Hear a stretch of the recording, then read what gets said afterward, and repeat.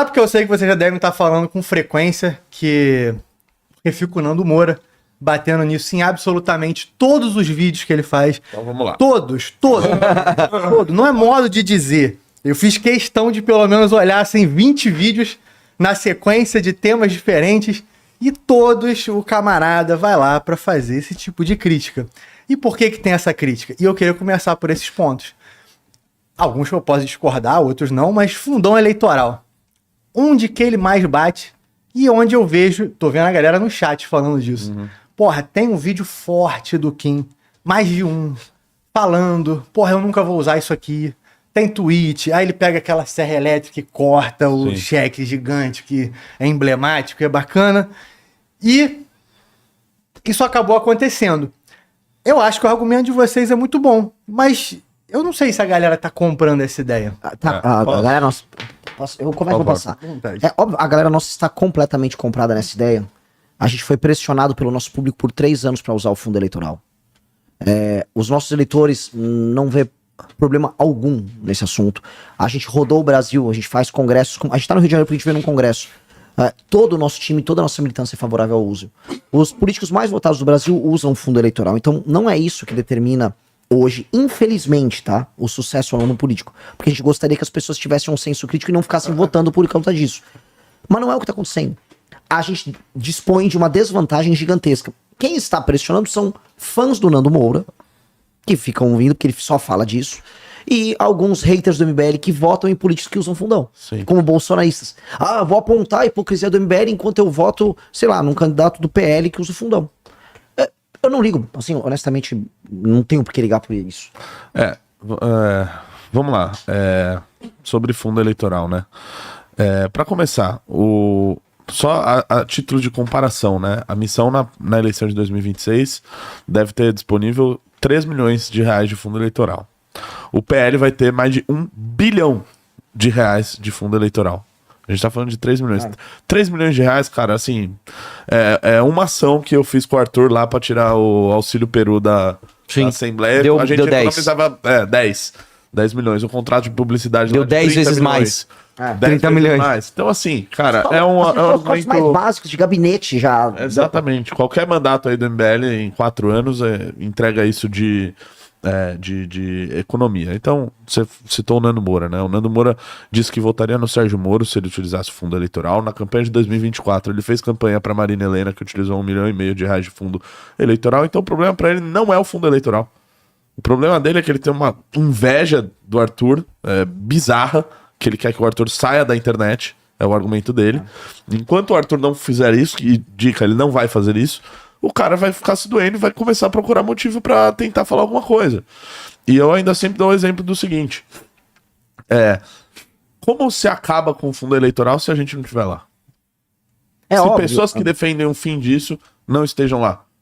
Sim. Ou então, cara, mantém as mesmas pessoas dos mesmos jeitos, das mesmas formas, aumentando o fundo eleitoral de maneira com que isso não termine. O Kim, em 2021, ele passou uma emenda na LDO que limitava o aumento do fundo eleitoral. Agora ele votou contra o aumento do fundo partidário, que passou agora na Câmara dos Deputados. Se não fosse ele, com aquela emenda dele, o fundo eleitoral seria maior hoje do que já é. E mais, tá? O fundo foi de 1 bilhão para 5, 6 bilhões no governo Bolsonaro, sancionado por ele, com o Flávio Bolsonaro votando as 2 vezes e falando que votou errado. Então, durante o governo Bolsonaro, houve esse aumento totalmente desproporcional, bizarro, do fundo eleitoral. Então, assim, quem apoiou o Bolsonaro, que como esse bosta de Nando Moura fazia, né, fazendo vídeo lá, comemorando a eleição do Bolsonaro, o Brasil vai mudar, eu ponho minha mão no fogo por esses caras, foram esses caras os responsáveis por aumentar isso.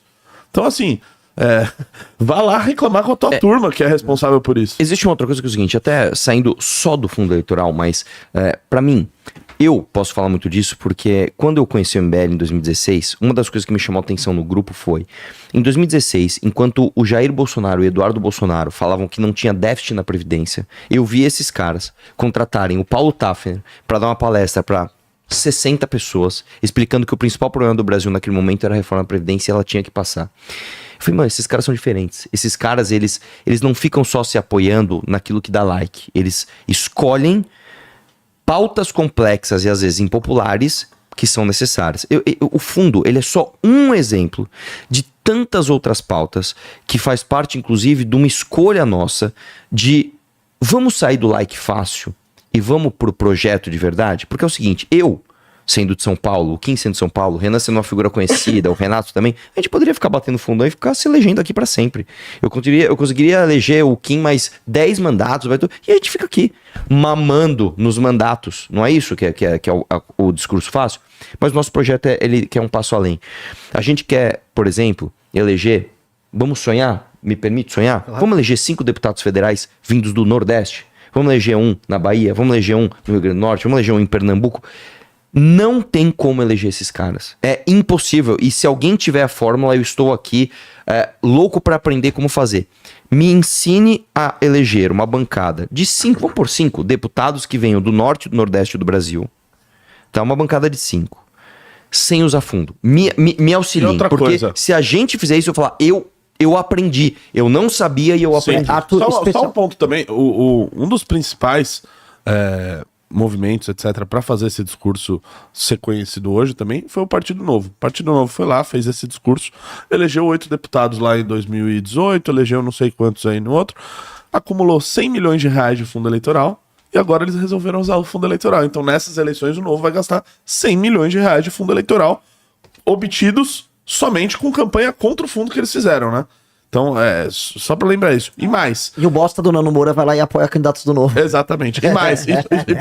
Pra completar o raciocínio. Pra completar o raciocínio, o que acontece se a missão falar assim, ó, não vamos usar esses 3 milhões aqui. Nós temos ojeriza, isso aqui, blá, blá, beleza.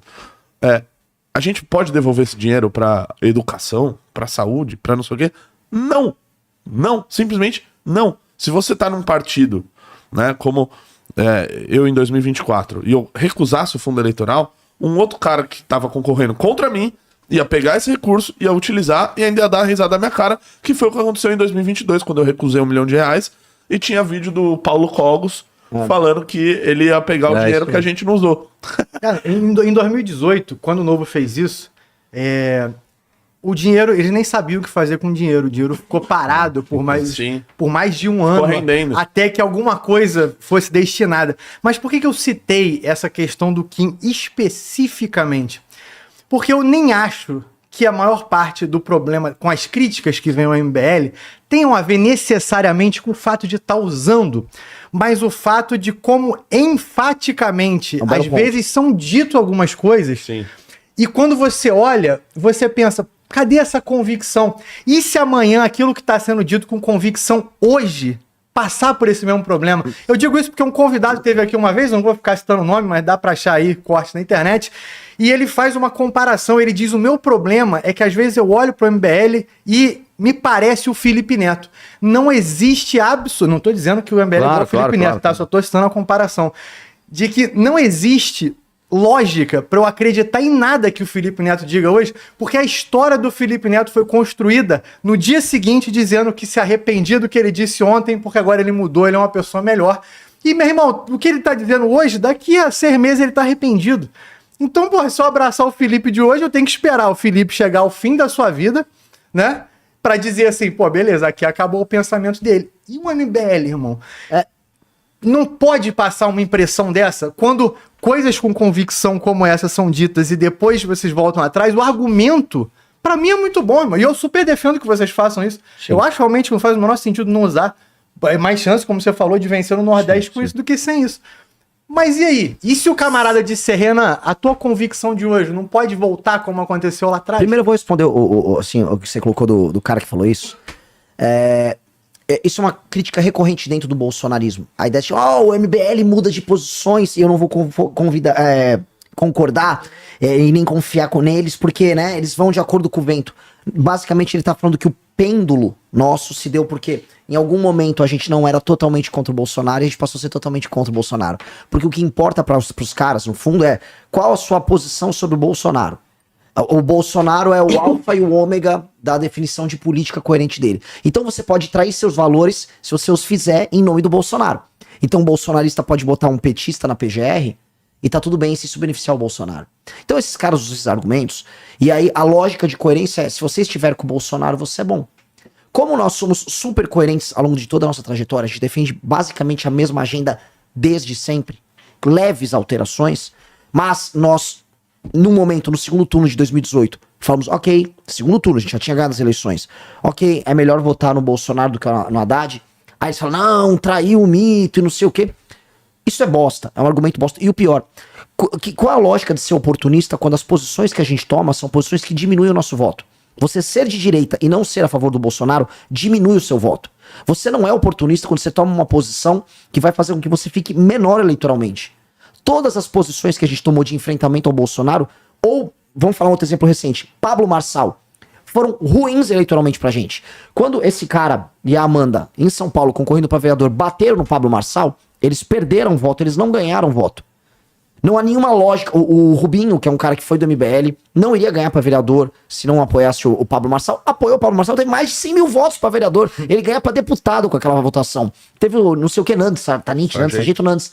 Ninguém conhecia ele direito, ele ganhou porque ele era o cara do Pablo Marçal. Nós passamos a candidatura inteira batendo no Pablo Marçal. Se for chamar um marqueteiro e falar, é boa essa estratégia, eu falei, esses caras são retardados. Então, chamar a gente de oportunista por adotar posições que vão diminuir o nosso cacife é burrice. E não foi por falta de oportunidade de fazer o contrário, né? Pelo amor de Deus. Ele veio. Bom. Ele mandou emissários conquistar a gente. E fez propostas bastante tentadoras. Especialmente pra ele. Especialmente pra mim. E a segunda coisa, aí é uma opinião minha, tá?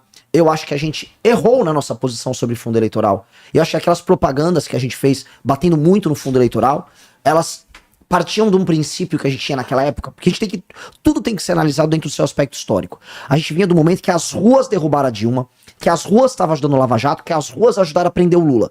Então, tipo, o povo vai derrotar o sistema e o povo vai doar pras campanhas, assim como o povo ajudou a ter as manifestações, o povo vai pra cima e a gente vai ganhar desses caras com o fundão. No momento que o fundão é o quê? 1 bi ao todo. Pois bem, o povo votou, até elegeu muita gente sem usar fundão, especialmente a bancada do bolsonarismo, a gente também, e o Novo. E aí esses caras entraram, especialmente os bolsonaristas, e falaram, ok, agora eu vou usar todo o dinheiro que eu tiver à disposição. E o povo falou, tudo bem. E aí a gente percebeu, que é o básico do tipo, pô, os bolsonaristas já são maiores, a gente adota uma posição de cobrar o governo pelos erros dele, que tiram voto da gente, e além de tudo, a gente não vai ter dinheiro nenhum. Não, a gente vai dar o nosso pra eles. Vai dar o nosso dinheiro pra eles. Entendi. Assim, basicamente nós vamos desaparecer. Tanto que, quando a gente teve o resultado eleitoral de 2022, a gente não usou fundão. Foi uma campanha que a gente se matou ali. A gente falou, cara, e se a gente só sair da política? E se a gente só sair da política? Cara, não tá valendo a pena. É um esforço colossal pra defender as coisas que a gente defende. E se, pô, acham que não use fundão, faça da maneira mais difícil.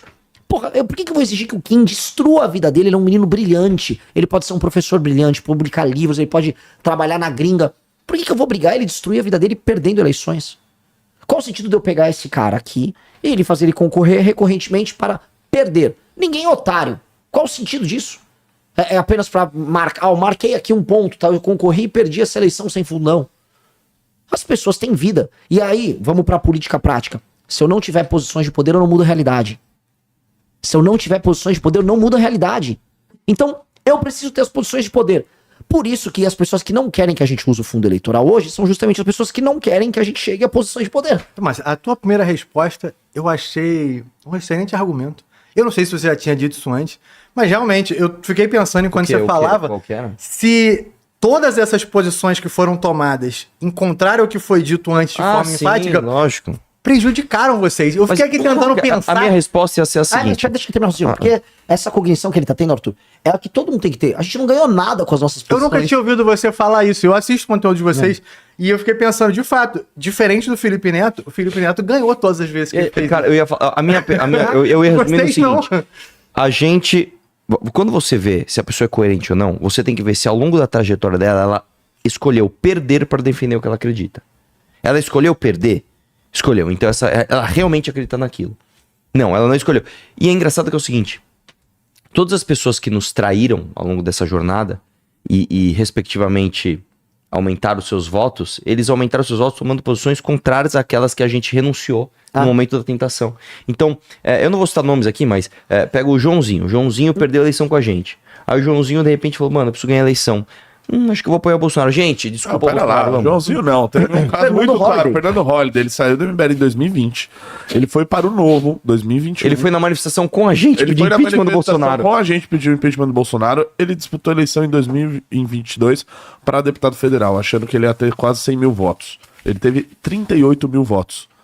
Uma posição parecida com a nossa, mas não estando no MBL. Ele falou, pelo amor de Deus, eu não vou ficar tendo esse tipo de posição aqui e ficar perdendo com isso. Desculpa, Bolsonaro, desculpa. E hoje ele é esse merda, né, que ele é. O Pavanato, que é o tomando um caminho mais fácil. E aí o Pavanato, que estava junto com ele, foi lá também tomando essa posição e foi premiado. Porque as pessoas não querem nada a ver com 150 mil votos. Coerência, etc. Pra vereador, o Pavanato teve 150. Então, assim, a dica, assim, se você é coerente e fica com o Bolsonaro, curiosamente você tem mais votos. Se você é incoerente, como a gente defende a agenda e não o Bolsonaro, aí você perde voto. E aí você é chamado de oportunista por isso. Não tem nenhum sentido. Não, e aí, assim, o voto do Arthur não teria se ele... Essa pergunta, o Arthur, se fosse bolsonarista, ele seria maior do que o Nicolas. Ele sempre foi... Ele é um grande debatedor, é um comunicador incrível. Ele é um cara que sempre colocou a pele em risco participando de cobranças em políticos adversários. Ele seria colossal. O Arthur seria gigantesco se ele fosse bolsonarista. O Arthur estaria falando agora em concorrer a presidente. Sequer seria caçado na Lespe com os autos.